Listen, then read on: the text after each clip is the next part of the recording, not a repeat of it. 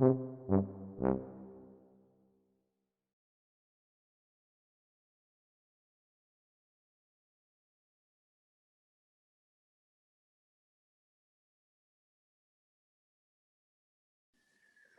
I'm very pleased to have Peter Kurz here, who I've known for 10 years and I know is actually a creative bureaucrat. He might not say that of himself, but I'm saying that of him.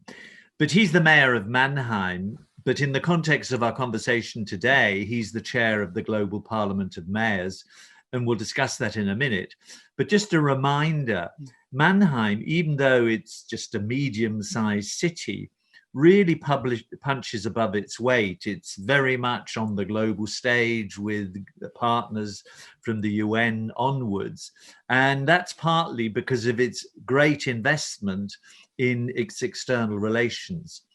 So if I can begin, Peter, the first question, how did the idea of the Global Parliament of Mayors come about? Was that inspired by Ben Barber's book, If Mayors Ruled the World? And if so, what was his main point? Could you summarize that, please? It was more than inspired. He was directly involved in establishing this initiative. And of course, it was his idea. And his basic point was that nation states, by their DNA, believe that they are independent and that we all are living in an interdependent world. And so that there is a contradiction between what the world needs and what a nation state can offer. And that cities, by their DNA, are or have a sense of interdependence from their origin. And so that cities would be, let's say, the better partners to address the problems of the world, to say so. And his second idea was that especially mayors have a different, let's say, political style, because they're closer to the people, they're more pragmatic. And so he thought that a global parliament of mayors would come to other solutions than the Global Assembly of Nation States. So this is the basic idea. All right. So I suppose what he's saying is, okay, we've got garbage on the street. A mayor has to deal with it, but a nation state is so far away that it says, yes, clean the garbage, but it can't directly influence it. I think also what you're really saying there, Peter, is that nation states sort of have the authority to do the bigger laws, but they have less legitimacy because they're closer to citizens to often do the difficult things we need to do if we're going to address climate change and such issues. Is that true? I think we experienced it right now during the last weeks and months regarding the pandemic. So the OECD made not a survey, but they analyzed the approaches in different countries, and they said without a local level which is active and which has jurisdiction, there is no possible way to address the pandemic in the right manner. And if you look to the international agendas, you can really see that if climate change or migration or let's say security issues, it is the local level who has to address the problems. Without the local level, the global agendas won't be met. It won't be met, yeah. But so if you were to summarize again in your way, so there are 400 city networks globally, I'm not sure, but anyway, many, many, many. So what's so unique about you and your network? I mean, it's not a network. It's more, let's say, a political movement. I call it a city rights movement. So what we want to achieve is really to to change the global governance system, to have a voice on the global scale and all on the supranational scale as cities. And so it's not so much about exchange between the cities and city-to-city cooperation. Of course, we are fostering that, but it's more a political movement, I would say. Right. So I mean, the word a city rights movement sounds really quite powerful, I must say, because it also then implies, I suppose, that the citizens, the city is effectively the citizens, has a right to speak. That's how it sounds. I think that's a very strong expression that you've just used there. So this ambition, just to remind ourselves, is quite a big one, because I suppose the multilateral system we know is based on nations. The UN is about nations, IMF is about nations, and you're not at the table. I suppose that's the point you're making. How are you trying to get onto the table that you're an equal partner with nation states in addressing the big issues of our times? Okay, on the one hand, it's very ambitious, because if you're claiming for power, it's always not easy. And on the other hand, I think there is a growing awareness that city play a decisive role. And what we experience is really that the international institutions, as well as the supranational institutions like the EU, reach out for cities as partners, because they realize that if you want to create an alliance for multilateralism, cities are partners, and cities have to deliver on the ground, what I said about the global agendas. So the international institutions are quite open. And so we have right now a kind of a window of opportunity to be heard from the international institutions. Of course, the nation states are not so open. But now they are more and more in a kind of a sandwich position, because there is some pressure within the international institutions to give the cities a voice, and on the other side, the city itself, and also the let's say the academia, and so we have alliances. Right, but I like your metaphor of the sandwich. So the nation state is in the middle of the sandwich, and somehow together you're going to bite into that sandwich. But yes, I mean, we saw that, I think, you played quite a strong role in the UN Habitat new agenda. And they effectively, as one of their main messages, although it's a nation state entity, said that cities are really our implementers. I mean, that was my memory. Is that's true, isn't it?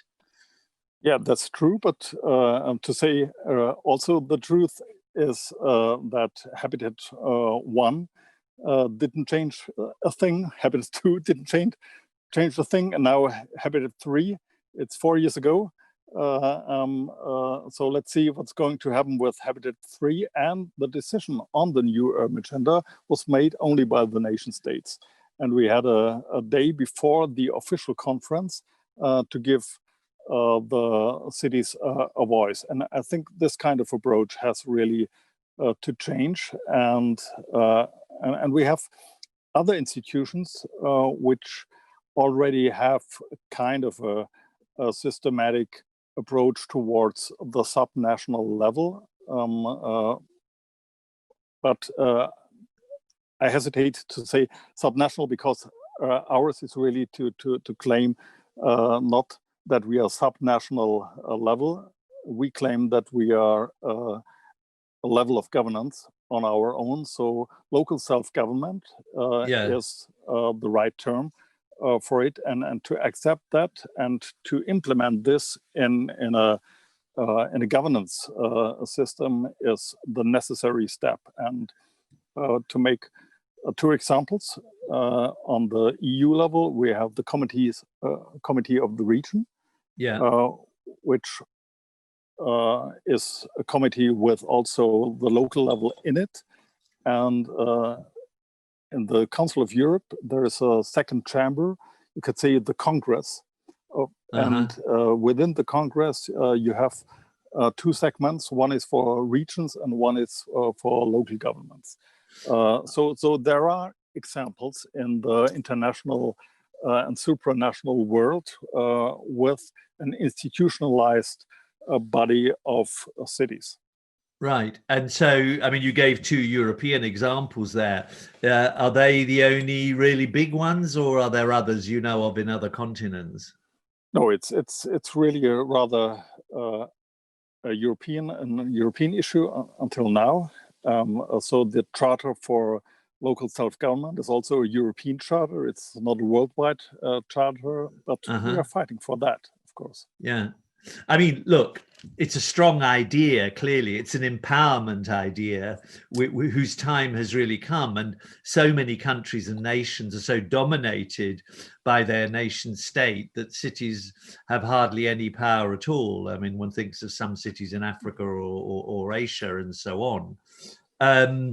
But you were saying that you were making some progress.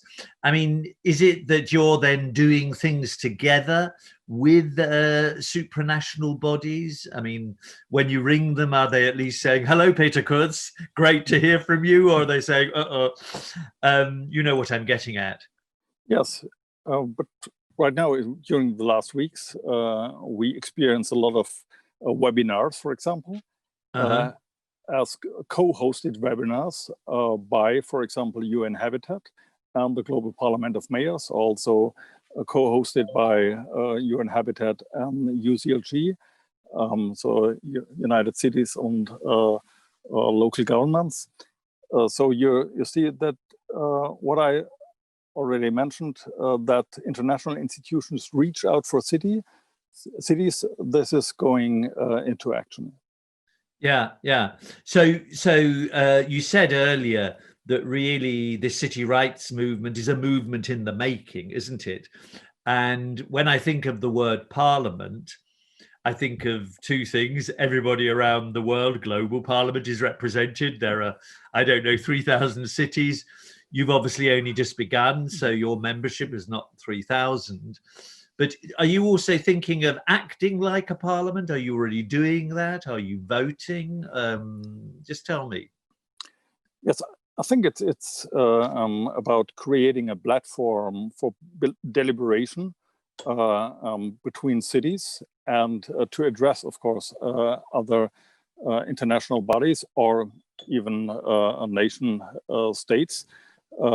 So it's a proof of concept on the one side, and the other side is, of course, directly addressing to get a real Parliament of Mayors or a real body on the UN level.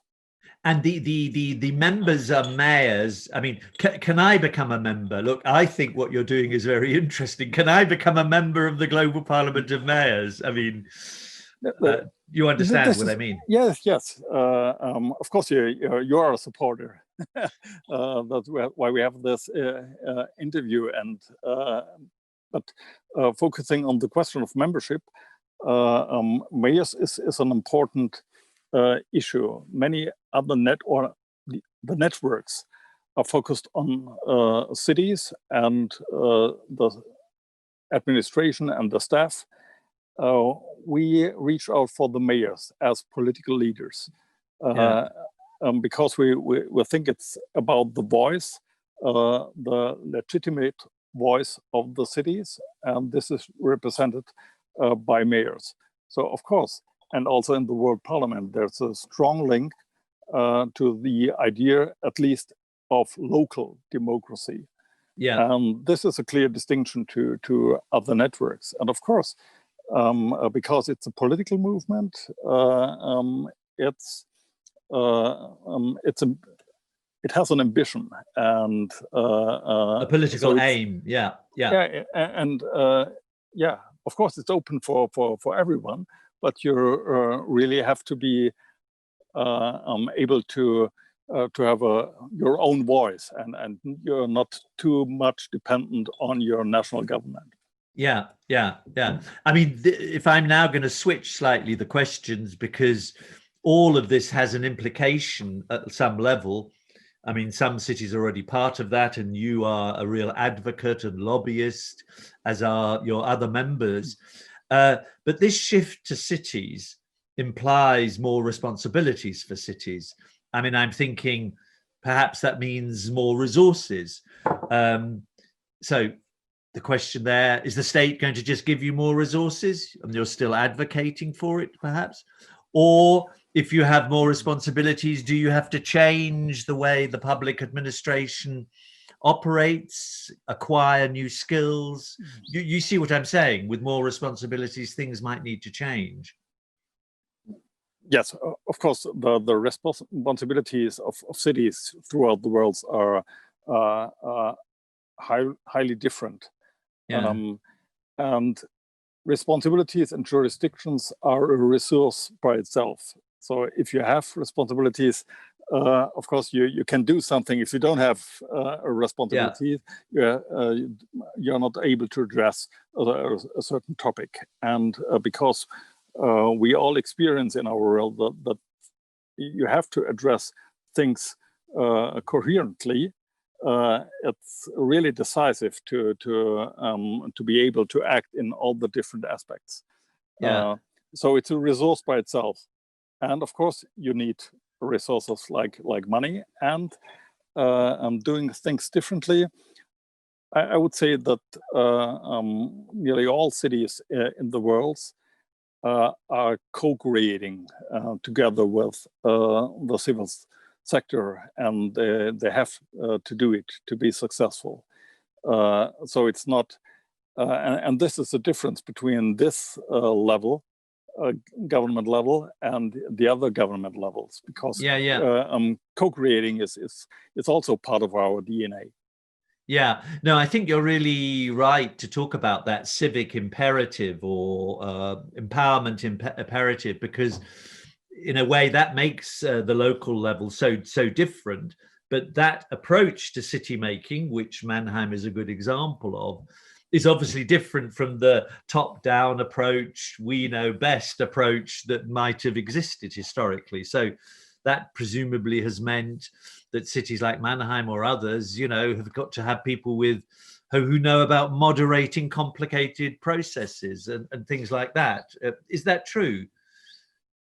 Yeah, I think this is the starting point of Benjamin Barber, the different style of the local level of the mayors. They have to deliberate, they have to lead, but also to participate. And they have to balance it out in another way than other level of governments. Yeah. I mean, it's interesting because you're basically, one of your key messages is you don't necessarily know best just because you're the mayor, but you know perhaps better if you're having this joint conversation with your citizens. Is I feel the message you're giving. But one thing that just struck me is if there's more power coming to the mayors, and you as cities are acting as, I suppose, global actors, which I know you're trying to do, that does mean new skills in terms of, I don't know, being a networker is actually a skill, and being a networker as a city is a skill. And I know you've done a lot of work in trying to be part of this global networks. And that must have involved quite a lot of staff, quite a lot of resources internally in Mannheim, just as an example. Is that true? Yes, it's not so much, but of course you need special skills in your staff. And what we started right now during the last weeks is a training program for our staff to know more about the European Union, to be able to better understand how the European Union works, and we as a city could make use of it, and to have this kind of knowledge in the different departments, and to bring people to this internal training program is now there is a call going on. So you're right. There is also an impact, let's say, on your administration. Yeah, I mean, I'm thinking here also that partly in the administration, because you're operating quite internationally and globally, that people might be saying, Herr Bürgermeister, that's all very well, you know, you saying that we're on the world stage and we're influencing global policy. And they might say, oh, why don't you do more for Mannheim? I mean, is this sometimes a problem, this sort of balance between being outwardly focused towards the bigger world, which takes time for you as well, versus the inner politics of a city? Yes, there is a kind of a tension, and you have to balance it out. I think you have to differentiate between, let's say, city-to-city cooperation. They are highly accepted. If you have a clear project and a city-to-city cooperation, and this is most of our international work, and this is highly accepted, even if it's not really, let's say, on an eye level, but even if it's a more help for another city than use for ours, that's accepted. And especially, let's say, we created some projects with the involvement of our local migrant communities. And this is also very helpful because it also creates a sense of belonging in our city, to have a common project which relates to, let's say, the homeland of their ancestors. So then there is only one part which is sometimes in question. This is, let's say, the international networking. And regarding this networking, it's then the question is about traveling.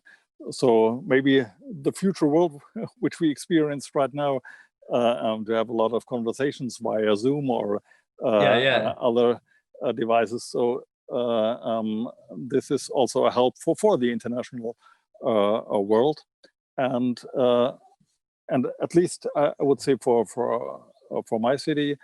And I think it's true for each city in the world.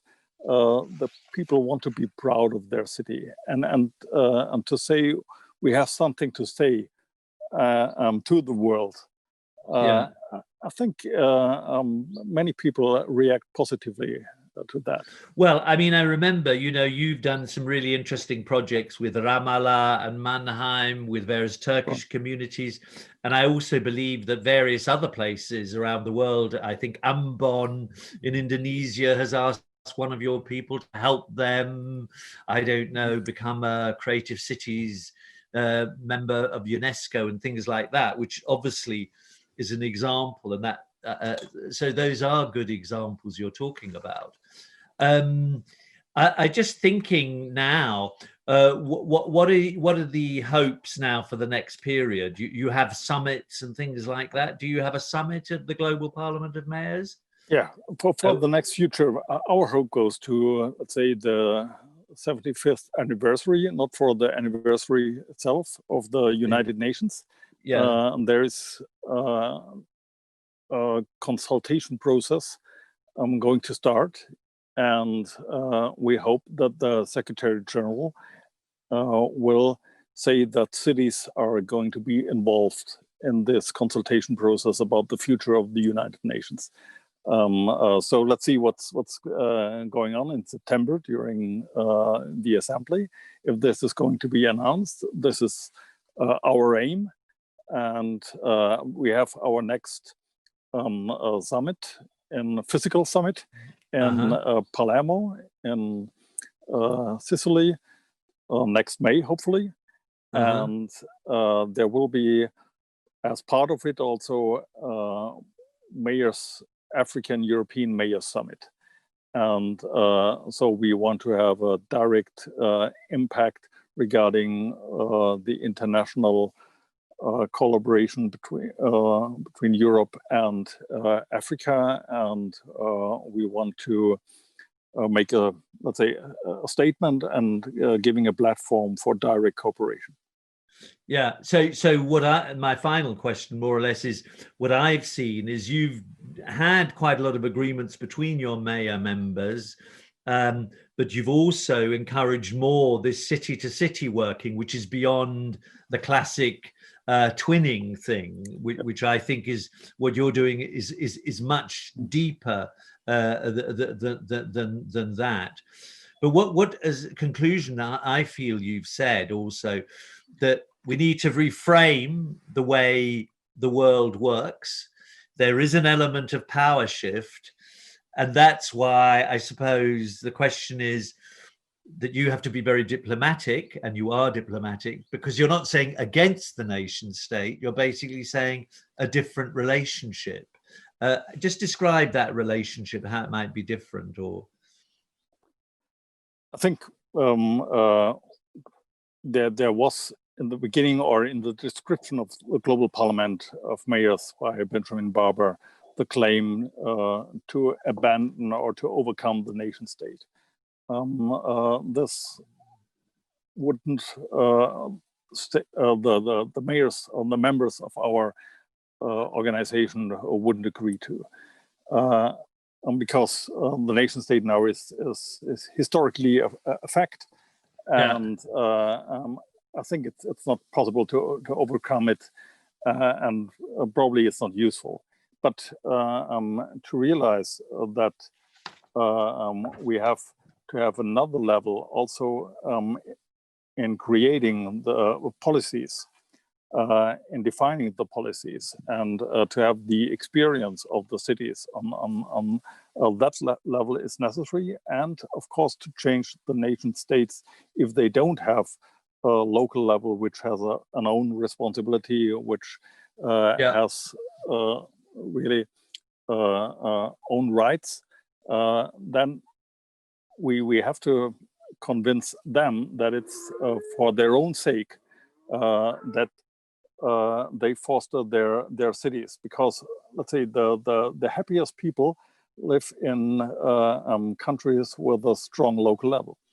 Yeah, no, you're absolutely right. I mean, I think the final thing, it's actually absurd to think that here are people in cities and they are being infantilized. You know what the problems are, and you're being treated like an infant, which, not you personally, I mean the cities, which when you look at it from that perspective is completely absurd.